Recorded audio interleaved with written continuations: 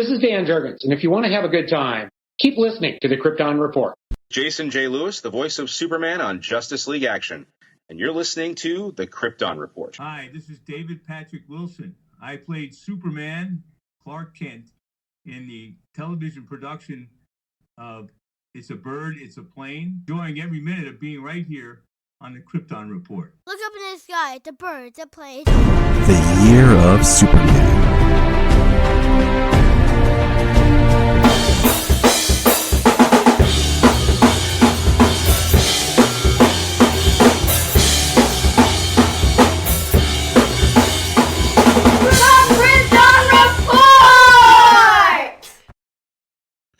Welcome to the Krypton Report podcast. I'm your host, Tyler, the Superman of Blue.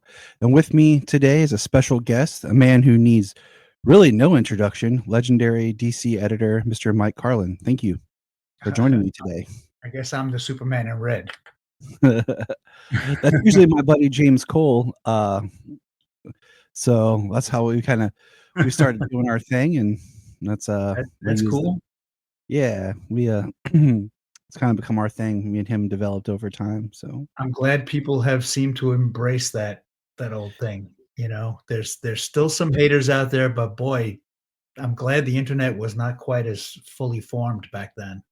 You know, I've come around to a lot of things, and one thing I've thought about and I've noticed is I wonder, okay, and I guess you're the perfect person to kind of pitch this to, would be if you had done the electric Superman shortly after he came back from the death, as if that was a fallout of the death. I think maybe it might have held on, like people would have looked at it differently. Although I think that already having done a year without Superman and a bunch of other guys walking around saying they were Superman, it would have been kind of too soon to not have some Superman adventures, you know? Yeah. Some classic Superman. And probably more realistically, we hadn't had the idea yet. It's, you know, what's funny is that comic, that idea, like my quick history with it is when I was a kid, there wasn't any comic shops for the longest time.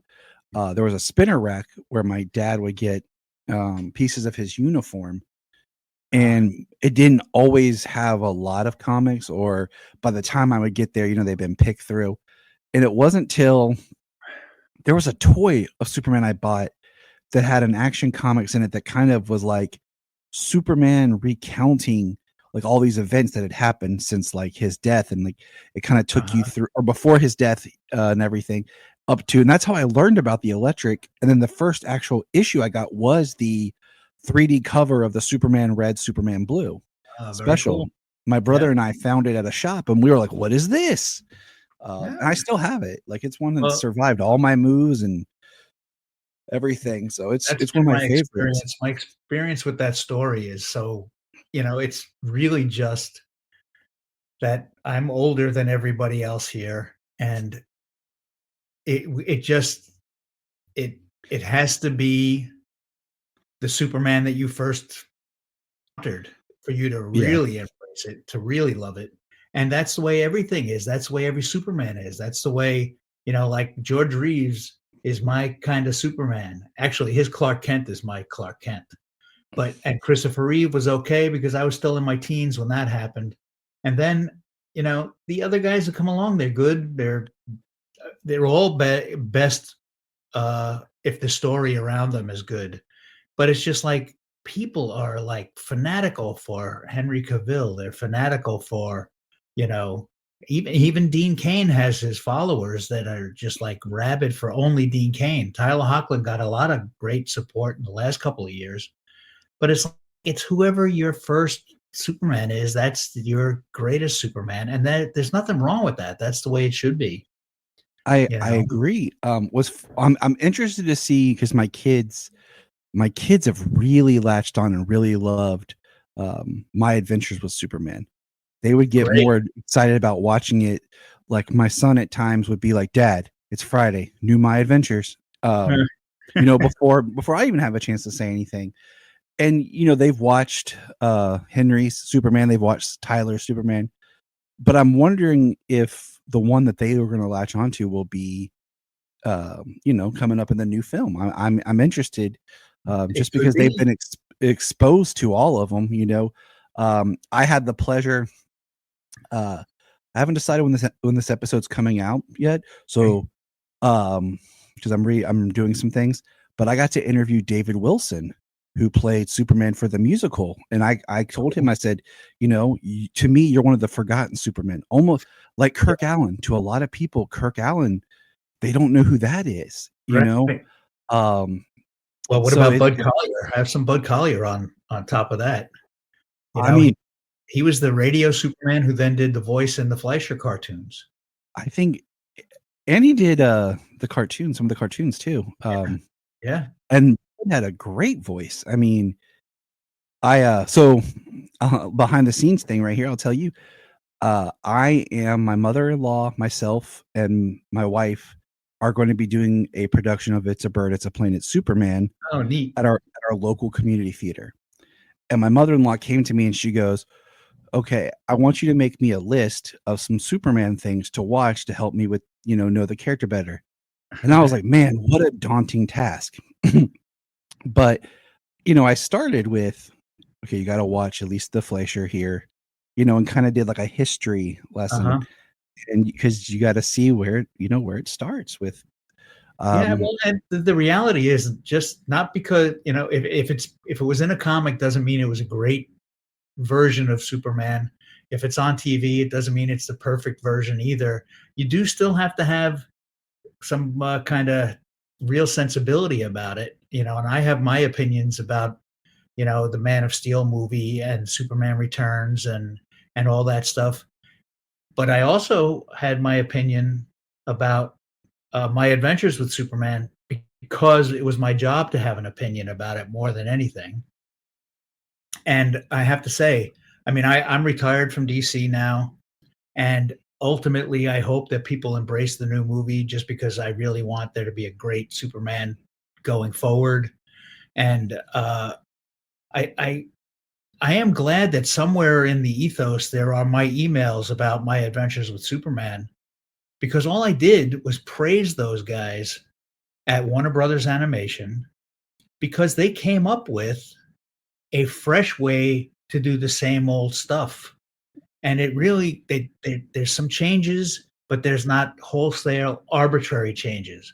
And it's a fresh take. And obviously it connects with the kid.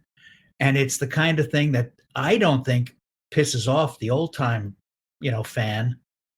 But at the same time, it's just like, it just feels alive. And that's what any of these things should be striving for, and I think James Gunn brings a lot of that kind of attitude to his work in general, because who cares about Peacemaker?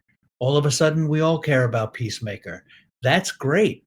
He made Guardians of the Galaxy into something that people would give a damn about. And that's a talent, by the way. That's something that, not everybody can come to the table with. And so I have some high hopes for this movie. And but now I'm a fan, now I'm just a consumer, and maybe I still know somebody at DC and I can get to go to a screening, but that'll be it. You were talking, it's like a lot of these cartoons, these projects, I watch them for myself, but I also, watch them through the lens of my children, and I watch it through the lens of my wife, who's really become a fan because I'm a fan.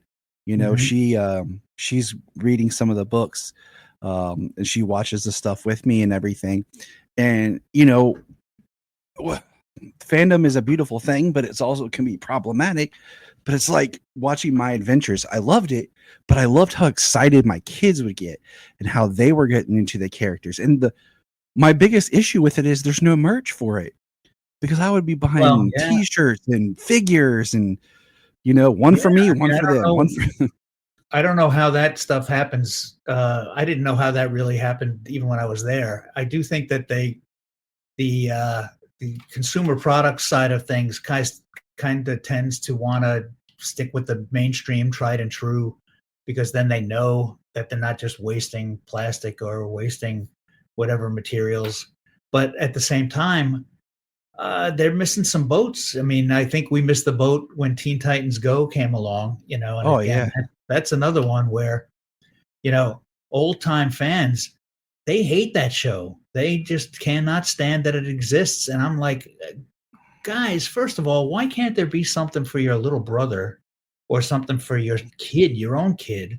Why can't there be something for them? And why can't there be something that's a stepping stone into getting into, the Yeah. Marv Wolfman and George Perez stuff as they get older? And thank God, Cartoon Network they play it every minute of the day. So I'm thrilled that the people have caught on to it. And I was happy 2 years ago, I sat down with Marv Wolfman and George Perez when he was still alive.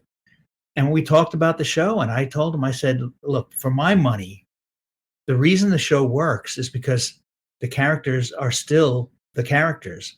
They're not outrageously off model. Their characterizations are true to each character. They're just extreme versions of those characters. And they are exaggerated versions of those characters, but they are still those characters. And I think that's why it works. And I think that's why, ultimately the little kids who like that show are going to grow up and seek out the real Teen Titans material that us old timers like.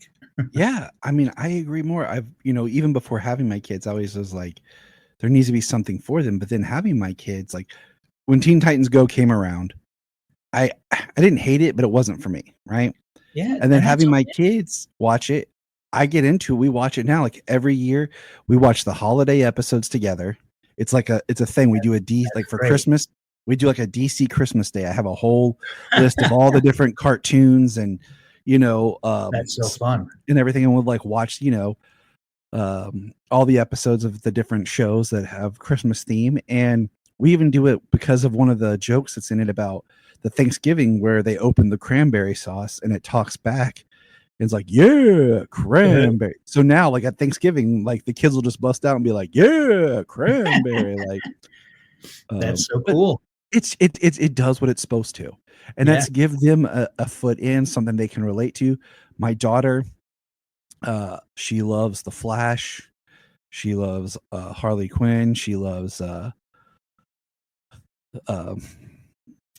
just a lot of the characters are even like boy characters. Like she don't care that they're boy characters. She loves Robin and everything. Yeah. And she'll dress up randomly as Batman when we'll go to the store. She's 8. And oh wow, cool. And I'll be like, hey, we're going to go to Walmart. She'll come downstairs like in Batman gear. Like, let's go. I'm like, okay. I took them this past summer. We went, in September, to see Batman Forever on the big screen. And she dressed up in full costume and everything. And wow. So you know what I'm saying? And I try not to like push my kids, but they love it themselves, And they're enjoying it in a different way than you and I did. I mean, there was the cosplay thing wasn't as big a deal when I was a kid, but certainly not by the time I was 8 and 10. But I wish it was. When I look back on it, it's like that just wasn't a thing back then. But now it's so cool that kids are into that stuff. I think it's amazing. It is amazing. And, I look back and I'm like, man, where did my fandom start? And I look back at like their stuff. Like I introduce them. If they like it, they like it. If they don't, they don't, and I think that's what's important. I'm not pushing it and they come around to things. So comic book question for you is Sure. we started this chat up with the red and the blue. What made you guys want to do the Electric Superman? Well, obviously, we do kind of want to keep throwing curveballs and fresh ideas. And the big secret of, what we did that I think helped it work was we had what we called super summits, and we had all the writers and artists in at the same time. And it wasn't I would love just to be a fly on the wall for that. but it was such a dumb, easy idea, except for me, it was just like, as my sales went up on the books, I was able to justify them flying people in so that we could all be together. It's like there is a point where some of that costs money.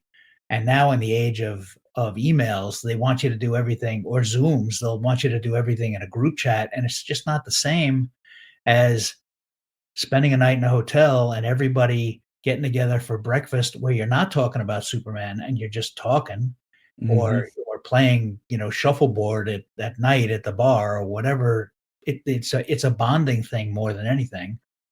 And so they let us do that, and eventually every dumb idea we could think of would come out, and sometimes we'd hold on to them, sometimes we wouldn't.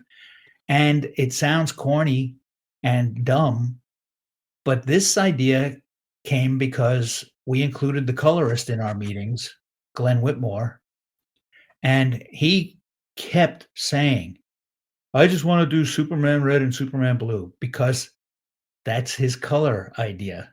Get it? But that was it. Now he's not a guy who sits there contributing a lot of ideas, because that was not expected of him. But at the same time, we all were old enough to know and remember the original Superman Red and Superman Blue storyline. So there was nothing wrong with doing that idea. We embraced the term more than anything. Yeah. Superman Red and Superman Blue was a thing to us, so let's try to make that a thing for somebody else. And the fact that it became Superman, his powers are out of control and he's dispersing basically into the universe. The fact that Lex Luthor had to build the suit that contained him and held him together was the big twist. It's like, now you have to work with your most hated enemy who has done nothing but try to kill you. And it's like, here he is saving you. He may have his reasons for that, and that comes out in the story. But everybody in the room kind of saw the potential for this to be interesting for a little while. And I was getting at, the big secret of our room was that we would always just try to have the ending of the story as well. So that whole thing got figured out at one meeting, and everybody came and did their pieces and made a nice little puzzle out of it. And like I said, if there was an internet, we would have been destroyed. People would have hated us to death out loud, and it would have been terrible. But now, when we were working on the animation, all I keep hearing from people is that they want us to do an animated movie of the Superman Red and Superman Blue, just because it won't be more of the same, and so it'll be something that they haven't seen before. And it's like, that's good. Yeah, I think it just comes back to like what we were saying earlier, is that era of when that happened in the comics. That's part of my childhood. I'm now an adult who can speak their mind, and I'm saying, hey, I'd like to see this, and I think that's just what comes around, because you do want to do something fresh and unique. And with the animated movies, you guys had the opportunity to do certain things, and that was one of the things I wanted to talk to you about, because I've been a big fan of these animated movies since they started. So I'd like to ask, when did you join that side of DC? Well, that's the big secret. All the stuff that everybody loves kind of might have happened before I got there. The obviously Batman the Animated Series happened in the 90s, and I was still doing the comics, and all the way through the first feature length movie. Well, the Mask of the Phantasm is to me the best Batman movie made, live action or not. I want to tell you a quick story. Real quick. So I was blessed. I was able to see that in the theaters. Okay. When it came out first round, back in 2023, they put it back in theaters for Batman Day. Yeah. I took my kids, and I was sitting in the theater, and so me and my daughter and son and my best friend did a triple feature. So we did Batman Returns, Mask of the Phantasm. But we watched Mask of the Phantasm first, and I was sitting in the theater, and I turned to watch my kid's face when the Phantasm takes her mask off, and my daughter's face of, oh my gosh, like just surprise and shock. I mean, it was one of those moments you remember in the theater of just being That's the best, excited. And I was like, man, it was just a great experience to have with them. It's a great movie. And so I joined the group right at the end of 2010 and beginning of 2011. And I mean, the big secret for me is that, I mean, I worked hard on the comic books. I feel like that would be it was becoming a never-ending battle. It was really a treadmill that I was on. And it's hard. It's just hard to be the guy who hires the writers, hires the artists, fires the writers, fires the artists, worries about deadlines, keeps track of schedules and all that stuff. And it's really just got to go through you and maybe an assistant or an associate editor. And it just wears you down. And I did that counting my Marvel years for already like 30 years already. It was like a lot. So I got this opportunity to do to be liaison, and they called it the director of animation, but I really was kind of there as more of a story editor. And the real secret is that Warner Brothers Animation all love our characters as much or more than we do, and they're not sitting there looking to screw them up or to just put their own stink on it just to ruin the characters or anything. They really love the characters and they know the material. So the extent of my job, I wasn't hiring artists anymore. I wasn't, worrying about deadlines. So I was able to just work on the stories. And even there, it was just like, there wasn't a lot to do except to say, well, this guy might not do what you want him to do here, but maybe this other character will fit that. And I was there to kind of help along the stuff with a knowledge of maybe the whole DC universe or the ability to get them some character that they didn't think they could get or whatever. So it was just like, it really was kind of, I don't want to say it was an easy job because it's still, I kind of had to jump whenever they sent me a script. When I was an editor, I kind of knew the schedule, so I knew basically when things were coming in. This was now a job where I didn't know day to day how many scripts I was going to get at once, or maybe nothing for a couple of days. And it was just kind of just like jumping out of my skin the minute something showed up, because I didn't want DC to be the holdup on any animated stuff, and we never were. So that was a great thing. And once in a while, really once in a while, I mean, I did it for, I guess, about 13 years. Really once in a while, there'd be a dust up where we had a real disagreement and it would be a problem, but not often. And for me, I got to work with Bruce Timm, and a guy who I think is the unsung hero of the Batman, the animated series, and all the movies up to, I guess, the Suicide Squad movie, the animated Suicide Squad movie that came out. A guy named Alan Burnett. He, Paul Dini and Bruce Timm get a lot of credit, and they deserve it. But Alan Burnett was there for that stuff. He's what I call the quiet storm. Mm-hmm. He was a smart manager of the stories and the people. And what he did was, and it was kind of similar to what I would do with the Superman titles, you kind of just hold your breath until you get the idea that works. You don't steamroll your own ideas. You don't push your own stuff on it, but you just kind of say, well, not so sold on this yet. And it either forces them to explain it in a way that does sell you on it, or they come up with something that actually is better and works. And I think that he had that style and I had that style. So we got along great. And he was a great guy. He's still alive. Don't worry. But he did retire. He retired in, I guess, 2016 or something like that. And a guy named Jim Krieg took over that position from him. I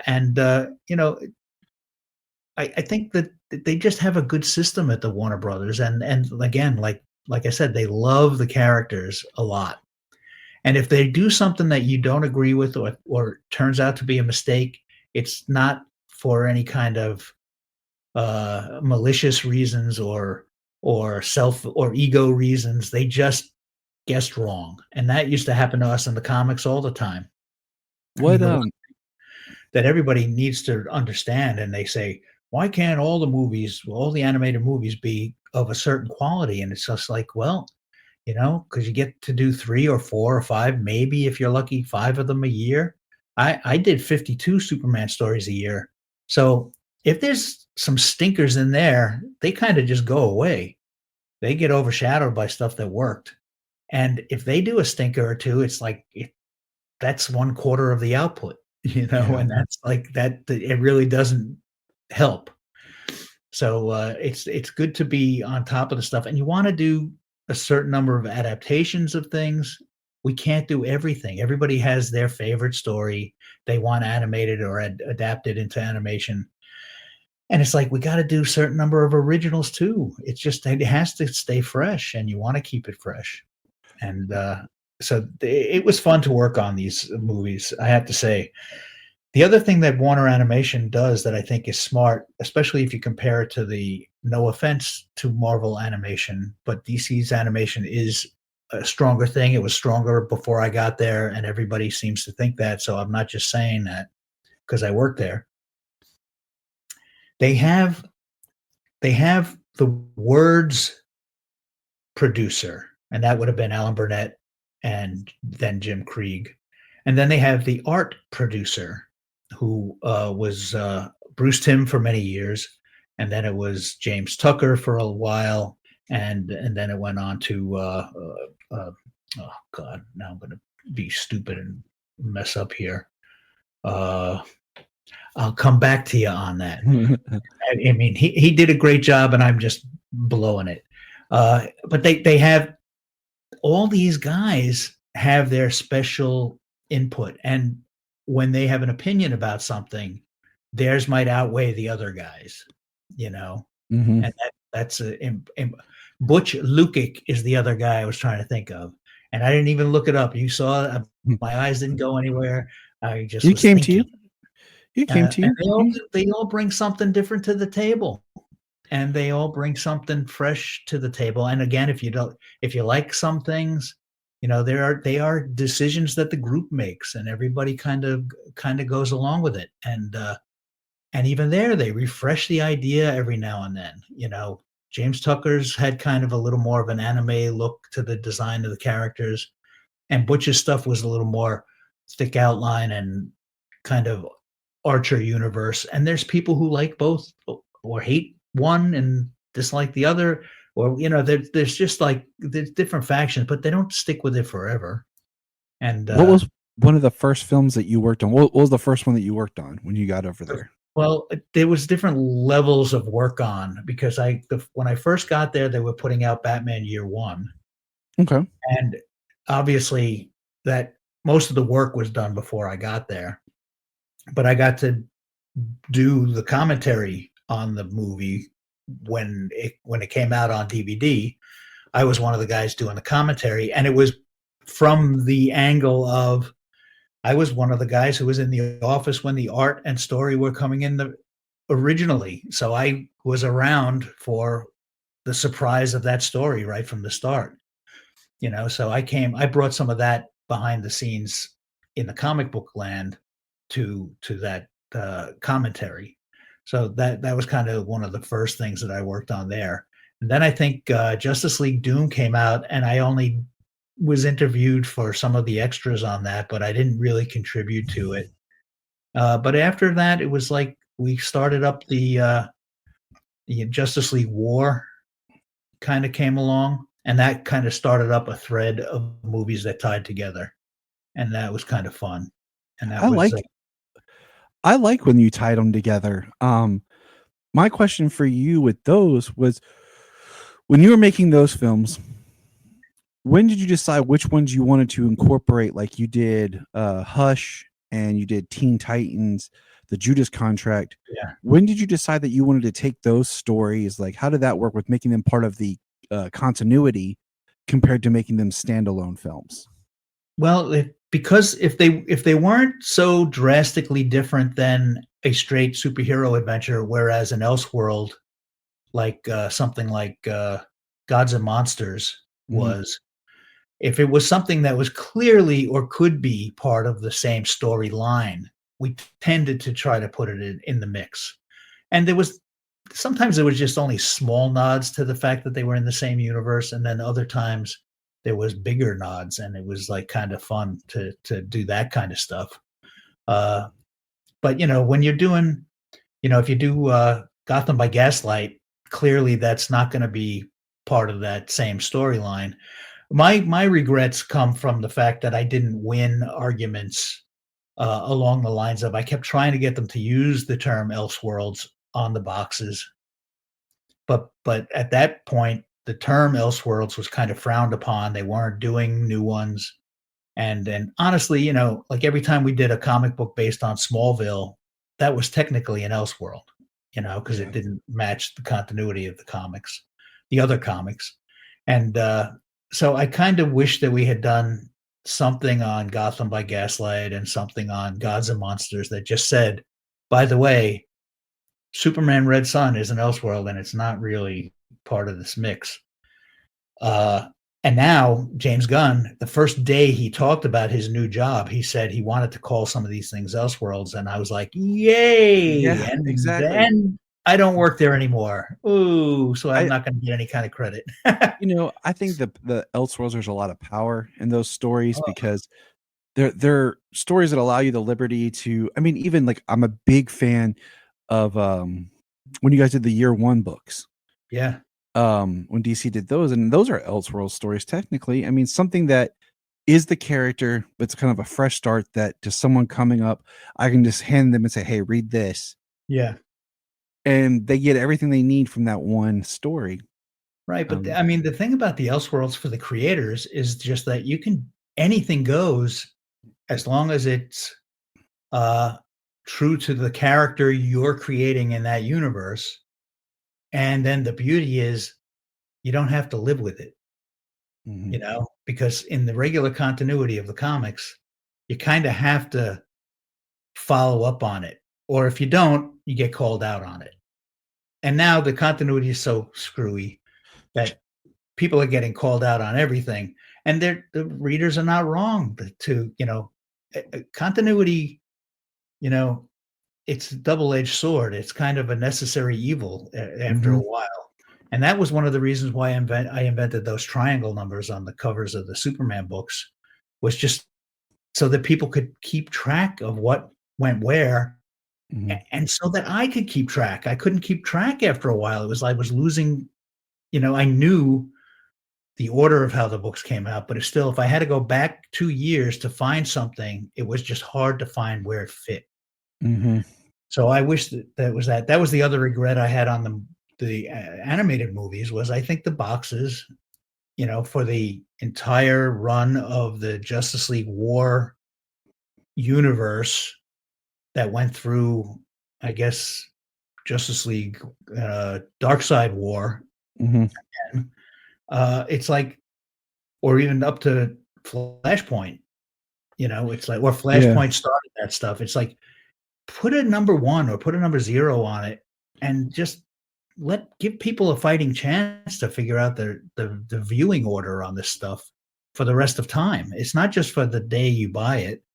Yeah. It's for the fact, and now that everybody's streaming everything, it's like if you want to go to Max and you want to see the stuff and watch it in some kind of order, there's nobody telling you the order of the stuff. You have to do your own research or something. And it's like, why make it hard for people to figure out? I even wanted to put like different colored borders on, if we're going to do 10 movies that tie together, let's put a black border on these movies. Yeah. Just so that it's something that says just go together. The only one for me on everything, by the way, you're talking about order. So the only one that I kind of flipped in like reverse order is when I watch them, I will do Flashpoint, Justice League War, and then Thrones of Atlantis, and then I'll do what I call like the little Batman trilogy is Son of Batman, Batman and Robin, and then I think it's Justice League versus Teen Titans before Bad Blood. I think because I always moved up because Damian has a really good arc. If you watch it's a great Batman. If you watch those Batman movies all together, and then move Justice League, Thrones of Atlantis up, it works well. And it does work.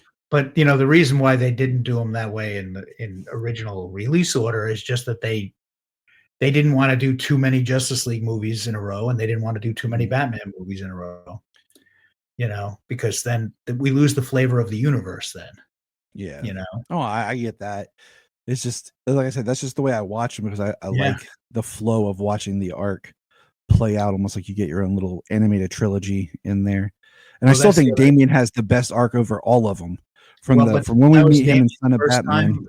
That was Damien's first time in animation. It was like he needed to have a good arc. You know, he needed to have something really important Now, happen for him. one question I've wondered when we got to Justice League Dark and the Doomsday one, the last one, was there more films planned before that one, or is it kind of rushed? Because I feel like there was a lot of setup that you guys were kind of doing, and then we got to that movie, and it felt like it was just like, here it is. You know, like you teased at the end of I think it was Judas Contract, maybe, where you got Cassie Sandsmark coming in. Of course, you know, Superboy gets debuted in Reign of the Superman, and then I feel like it just kind of like all of a sudden we hit that end with that, and I've like always I said, wondered. Go ahead, I sir. don't think there was anything that was rushed or differently planned. I do think that we just didn't physically have the room to do all the follow-ups that we could have done. It's not even that we wanted to or didn't want to do it. It's like I said, it's like I had 52 Superman comics a year. Okay. That doesn't mean every issue was a whole story, obviously, but I still had a lot of stories. While I'm doing that, there's Batman books that they have a lot of stories. And then there's, you know, some Wonder Woman and Teen Titans and Justice Leagues. They all have a lot of stories. We're putting out 70 comics a month, maybe. So that's 700 plus a year. And we're doing 4 or 5 movies a year. And it's like, and some of them are Elseworlds that don't even fit. So we didn't have room for all of that stuff. It really was just a physical space thing. And you just had to know that, you know, for your money, you knew that there was going to be a Wonder Girl coming along. You know, you got to fly there. No, I was looking for my poster. I was going to show you. Because like I know I got the one here that had on the wall up here. You can't really see it. That's why I was trying to see if I could get an angle. I got at a comic shop that was has your signature on it. I was gonna. I think you sent me. I did before. I was gonna show you. It's hanging on my ceiling. But I was going to see. I had some more. I have so many pictures and posters. I used to have a. As I was looking for it, I remembered I had the Justice League War poster. And I had all the creators had signed it, and it got damaged. So I was like, wait, that one was one that got damaged. And, well, I got to tell you, we just out here in LA, we just had the worst month ever. Oh, I know. And honestly, I mean, I know some people who literally have lost everything, and when you hear them say, my whole comic collection from when I was a kid in the '60s is gone. It's just gone now. And I mean, I don't have all of my old comics anymore, but I have, you know, I have some original art, and it's like, it's making me think, you know, it's like, is it dangerous to have this stuff, or should I just be putting it somewhere or getting rid of it and selling it or something? I don't know. It just it would be heartbreaking if my house burned down to start with. Yeah. But it would be really bad to lose things that are just so important to so many people besides me. You know, forget the photo albums, you know, it's like, it's just it's a crazy thing. It just makes you think about a lot of stuff, and it's a weird time. And I think about all that stuff that we value, you know, it's like, I'm not going to remember to grab, if I have to bug out, am I going to remember to grab this little tiny book of Superman covers that I have that Jerry Siegel signed for me? Do I even know where it is? I do, but am I grabbing it, or am I grabbing the dog? You know, it's like that. I don't want to think like that, but I have to now. It's like, this was a bad, crazy couple of weeks. I'm glad you're okay, and obviously you're home safe. So I wouldn't be here if the house was gone. I have to say, I would have skipped this podcast opportunity. No offense. No, totally. Wise choice. That would be a wise choice. But it has been. I know. I've seen, you know, people, and my heart breaks for them. You know, it's crazy because, you know, we've had I'm in Ohio, and right now it's -4 degrees. Oy. So, and we're supposed to have a huge drop tonight. Oy, And then, oy, oy. out west, you guys have been Well, dealing with stay the warm, fires, man. and it's just Well, it's been for something. us here, obviously, we haven't had enough rain, and that's what's making this worse. The winds have been really bad, but the fact that everything's so dry just makes the wind spread the fire faster, and it's like it's very dangerous. But I also was born in New York. I lived in New York my whole life up until when I moved here, and I cannot stand the cold weather. No offense. It hurts my knuckles, my hands, the skin cracks from the cold. I can't take it. I don't like it. I don't think I'm ever going to go back. Maybe I'll visit, but In the it's summer. well, in the summer, it's the humidity is outrageous, and it's like it's this whole other oven thing. It's the opposite. And as a chubby fellow, I don't need to be sweating all over the place, if you don't mind. Oh no, I right there with you. Are there Superman stories as a editor and writer that you never got to tell that you wish you would have had the opportunity to bring to the page? Like that you still have like floating in your head. You're like, Well, "Oh, man, I wish have a would got couple of that from me." Elseworld ideas that I will float in my head until maybe I talk to somebody and see if they want to do them. Now, theoretically, I could write some of them if I wanted to. There's not a lot of ideas that I wanted to do for Superman because I didn't think I shouldn't be dictating the stories to the guys who have to spend their next year with it. And because then the heart won't be in it. They have to have their heart in it. And there were certain things that I would push for and certain things that I would interject and insist on, but it wasn't the same as coming up with stories. And it was important because of those super summits to have the guys show up and say, here's the story I've been dying to do, or what do you think of this, guys? I like this idea, and they would put it out there, and it would be just like, if enough people were into it because they were connected, we had a story that we put up on the charts. I used to draw boxes for every issue on the wall, and I would write what was going to stick and what wasn't. So I was the guy. It was supposed to only be me writing on the wall, but every now and then Jurgens and Bogdanov would get in there and start messing up my charts. But I didn't do that. But I did when I was the supervisor. I did kind of the same thing when I was the executive editor. I had story ideas that I would have liked to have done, but if the teams didn't embrace it, I wasn't going to force it. Like I wanted to do a storyline for Wildcat where he kind of has a gambling problem, and he was kind of a Pete Rose kind of character as far as the boxing goes. I can see that. And it could have been a good story, and it could have been a redemption story, or it could have been a real failure for him too. It wasn't my story to do, so I never pushed it. I also wanted to do a story where, and maybe this was more personal for me, but I wanted to do a character like Wonder Girl who was actually gaining weight as the stories went on. And it was just not a big thing, but maybe there would be a character who would harp on it and bully her about it.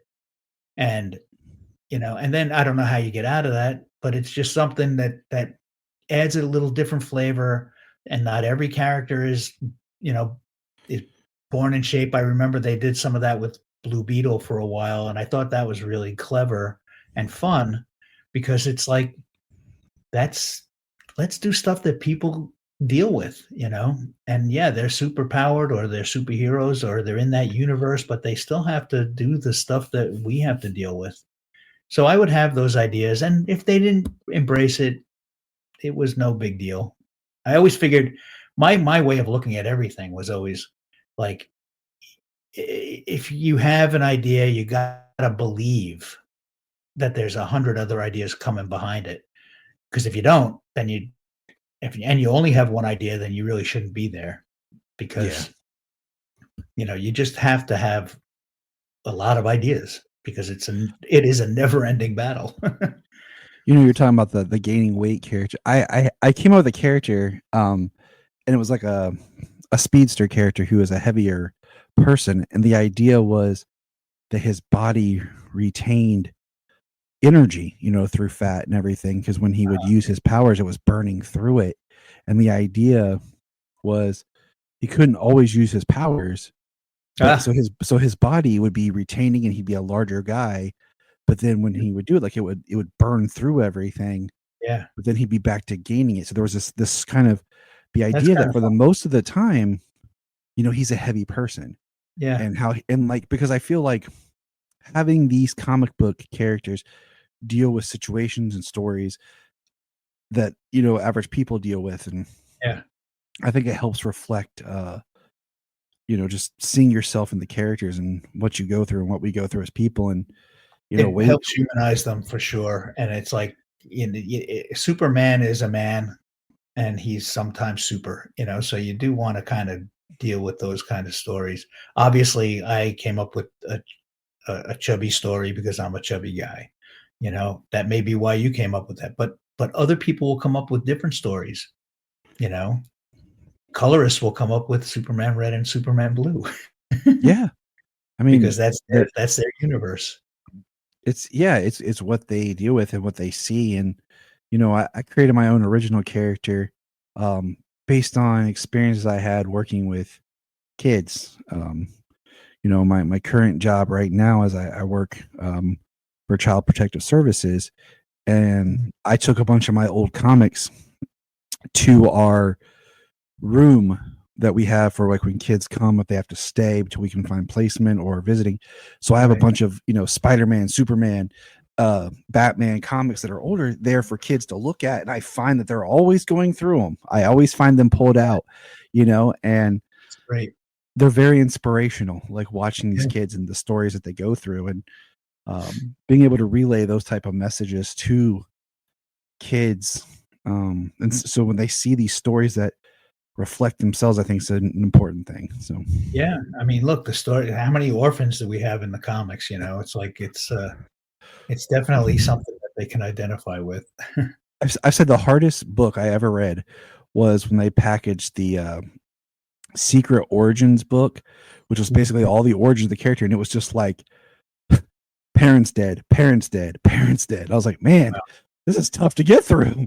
It is. It's hard, but that's something that forces people to kind of grow up fast, and sometimes that's the bad guy's origin, and sometimes that's the good guy's origin.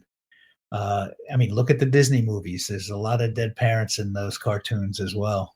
I know, and as a parent, you just kind of get scared a little, like, oh, hey, you start looking behind you. Yeah, yeah. Like, what are you doing? Now we're at a weird spot with DC animation. The last release was Watchmen Chapter 2. Yep.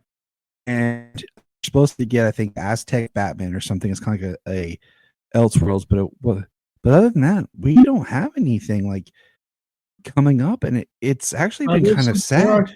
There are things coming up, you just haven't heard about them yet.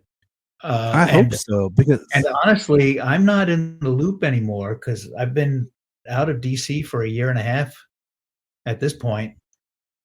Now that means that I was involved all the way through the Watchmen to a degree. I read the scripts for those, and I was involved in the story editing on those. And I was involved in the Aztec one. I wasn't there long enough to see any from it, how that played out, but that is an Elseworld. I hope they label it as one. But now, James Gunn is saying he's in charge of all the animation as well as the films. And that, I think, could be a great thing.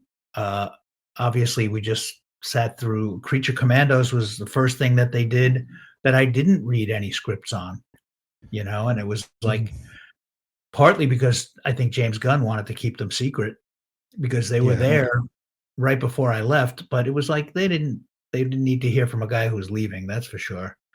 So I understand that. And I know of some other movies that are coming that you don't know about that I read scripts on. So that should be, as long as they stick with them, they should come out. I just I was always happy, like looking forward to those. Like, first it was like one a year, then it was like two a year, then it got to be about 4 a year, and it was exciting. Like, it was always, I became a first day purchaser, Yeah. and I have them all. The only ones I don't have yet do. is I haven't bought the Watchmen physical discs because I was waiting to see if they packaged it together. Because Well, I mean, again, I don't know anything official, but the past says that they probably will. that's my thought. That's why Past, I haven't bought that yet, but I have them all. Like, I have them all on my shelf, and I enjoy watching them and taking them out and watching them with the kids, and they're a great thing to have. There's a lot of fun stuff in them and about them, and and then there's things that I'm not crazy about, but that's okay. They can't all be 100% what I expect them to be. Mhm. And I never, when I was the executive editor at DC, I didn't expect every book to reflect my taste. It's like if I'm doing Superman and we're publishing Lobo at the same time, there's no way it can be an even equivalency. It just can't be that. It has to be somebody else's sensibility on this. And then it's just a question of, is this filling a niche in our publishing plan that hopefully, we cover a lot of bases, because people can't buy every comic. They can't even buy every movie at this point. They're too expensive. So it's like you gotta kind of just have the choice be there and have the variety there. A lot of people for years they say, "How come all you do is put out Batman movies?" And it's like, I don't even know how you can even ask that question, because it's so obvious. If the only thing you buy are Batman movies, that's all they're going to put out is Batman movies. Yeah. That's a marketing thing. That's basic. So if you put out a Superman movie and you just ignore it, and that's not even a question of whether there's quality or not, because people don't even try them. Yeah. And it's like, it's tough. So it has to be Justice League or Batman. And Justice League is where we would sneak in stories about Wonder Woman and Superman and Supergirl and things like that. We had to kind of trick people into thinking that these characters were not, that the story wasn't about Wonder Woman, but it really was. Yeah, Well, it's sad about that, because it is. the first solo Wonder Woman movie that DC put out, the animated one, was amazing. Yeah. And well, we did another one. We did one called, I think, Bloodlines or something like that. yes, sir. And it was okay. It wasn't the greatest story ever done, but it wasn't the worst thing ever done either. But then when we did something that ended up being called Justice Society, World War II, it was a Wonder Woman story, and they didn't let it be that. Now, on the box art, I was a big part of convincing them to have Wonder Woman be big and central.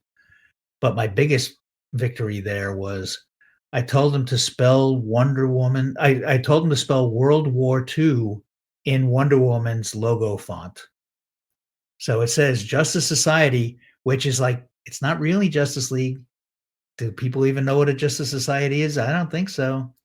But World War II with Wonder Woman's curly W's was a great idea. Oh, it was totally. And the fact that they went with it was a victory of mine. Small. That was a good movie. I like that movie. I thought it was really good. I liked it too because it was very, Flash centric too, and I really liked the Flash. And well, Flash had to be important for him to matter when we got to the Crisis, which was like important.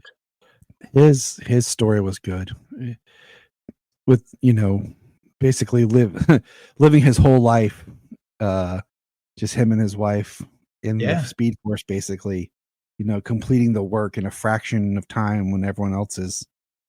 It was heartbreaking, but good stuff. I like so many things. I'm glad. I like that our War World, which I don't think everybody liked it, but I liked the War World movie because it wasn't just another here's a battle arena where everybody fights, and that's been done in Thor movies. That's been done everywhere. It's just it's old news, and it's like by doing 3 separate places, and you find out that it was all just a mind screw, and it just was like it was so much fun to do that movie, because it had a lot of flavor and it had a lot of different flavors, and it was like really fun to do.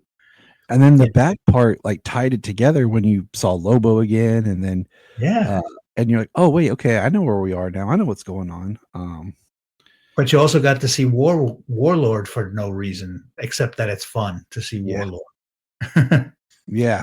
And Jonah Hex too, and it's like that kind of stuff was fun. Now, some of the reason we did all that was also an animation limitation, which is if you're going to do something called Crisis on Infinite Earths, you want to have 1 million characters in it, because that's what George Perez would have done. Mm-hmm. But doing something on a page is different than having it move and be a thing. So for crowd scenes and for actual story points, we needed to create the assets, the actual animation design of the character so that it was available, so that you could have, and we did shorts at that time. We had I love the shorts. Mandy short, we had Blue Beetle short, we had all kinds of fun things there. And so we could have Commandy be part of Crisis. You had to explain him to my kids. They're like, who's this, Dad? I'm like, well, let me tell you a little bit. Yeah, well, that's cool. At least they're asking. I think that's great. Oh, yeah. My daughter's very inquisitive on things. You got to buy that big old Who's Who. We so the game Headbands. You know what I'm talking about? Like, so I made one day. I took some just old. I got some index cards, and I had some. It started with stickers, but then I print out, and we made a DC character Headbands games. So I'll put like the index card, like we'll all wear hats backwards and just put a. Yep. So my kids have learned all the characters, like So they speak of the devil. There she is. Hello. Do we want to quiz her on things right now? Yeah. So I have one last question here for you. I don't want to take up too much of your time. I'm sorry to take your dad from you. She don't care. She's upstairs playing. Was there ever a story that you wanted to adapt into an animated film that you wanted them to do that you like? I know there's always ones that fans want, but was there one that you wanted that you never got to do? Well, I mean, there's a couple that are really fun. I mean, I do think that Superman Red and Superman Blue would be a great, one-off. It would be definitely fun to do, and it would be, again, I keep saying different flavor. I agree. It would be something that wasn't run of the mill. But I think we had a lot of stories. I think if it was done in the right place, probably the best thing me and my team did was, as we were figuring out how to do all the connected comics, was the Exile story. I think that when Superman killed Zod, which we could have somehow tied to the movies so that people would have at least got that as a jump off point. And just how he felt so bad about it. That's what I think we did right. I think because we had room to do it.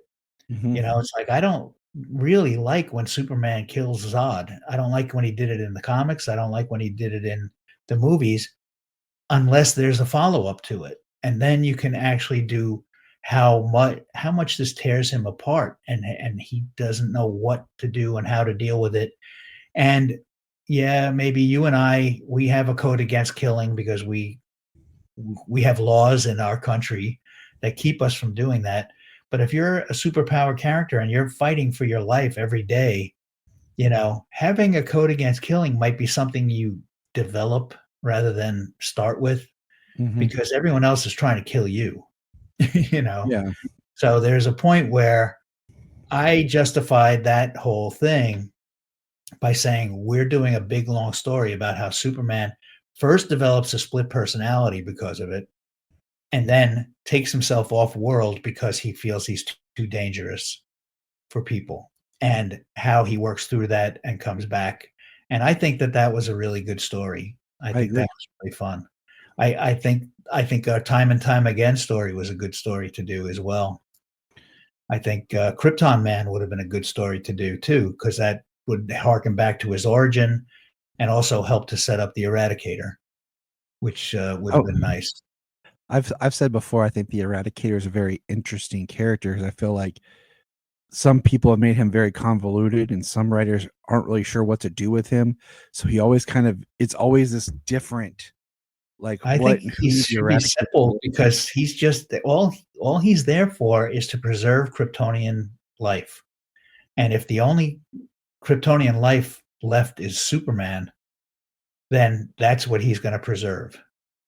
Now, was he out of line for a while where he tried to turn Earth into Krypton? Yeah, that was maybe pushing it. But I think those would have been good stories to explore.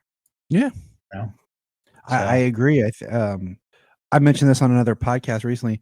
I really liked the way that the Death of Superman story was told because I felt like they were able to, the team, and I know that was written by Peter Tomasi, kind of condense that story down and, really make it work within the continuity. But I think it worked great because, we had all the, in the comics, you don't have the main Justice League there at first, but then we had the main Justice League and just the way that was adapted, I thought was really, really good. It was great. It was fun to have Pete work on it too, because I worked with Pete as an editor together, and it was like it was a little weird for me because I was working on the same story 25 years later, and that was fun but weird. At the same time, my big contribution was that I insisted that the Bibbo scene played out the same way it played out in the comics. I love that scene. It gets me every time. Like word for word, that page from Action Comics, because that page made me cry when I read the plot. And I was like, I'm not the guy who gets emotional about these stories. I'm working on them. But that scene is the greatest scene I think ever done in a comic book. I love that. When the first time I read that, I cried, and then I get a little choked up every time I see that in the film. And that version in that movie is my favorite version of Bibbo too. Yeah, he was a good Bibbo. I feel like they found the right blend of all the different Bibbos and who he should be. But yeah. Well, Mr. Carlin, I thank you for joining me today. I don't want to take up too much of your time. Thank you. I don't have a lot to sell these days, but if you want to check out these books that we're talking about, they are putting out those Superman triangle number omnibuses right now. It's worth checking them out because it's got the comics in the correct order in one easy place. It's in such a big book, you won't want to read it in the tub. That's my only advice. They're coming out. They're fresh. They look beautiful. They're really great. Yeah, they do. And I don't get a penny for them, so But I enjoy having the physical books. This reading with my kid and stuff. Holding the books. It's nice. Yeah. So I recommend everyone check them out. Check out these stories. They're great. And thank you for joining us here today. Thank you for asking me to come by. No problem. Be right back here in 1 second. Have fun. Look up in the sky! Thank you for checking out the Krypton Report. Please click our link tree in the show notes to follow us on your favorite social media platform. We have a $1 Patreon, just $1 a month to keep us going. And in return, you get exclusive shows and specials. If you want to join us on an episode, send us an email or a message. I am Brian Peters, the creator and host of Gravely Amusing. For the past 30 years, I've studied the history of gods and monsters in pop culture and our world. As a student of theology and history, I've tried to understand evil and its impact on us. As a writer, I've tried to share this knowledge. As a comedian, I've tried to make people laugh as I do it. But as a man-child, I'm still that scared 7-year-old boy. Join me as I share the history of horror and sci-fi, discuss classic and modern pop culture, and share a creepy story or two. This podcast may scare you, it may horrify you, or it may leave you gravely amused. Listen to Gravely Amusing on Apple Podcasts, Spotify, iHeartRadio, and wherever podcasts are found. Follow us on Twitter at Gravely_Amusing or on TikTok at Gravely Amusing. Look up in the sky!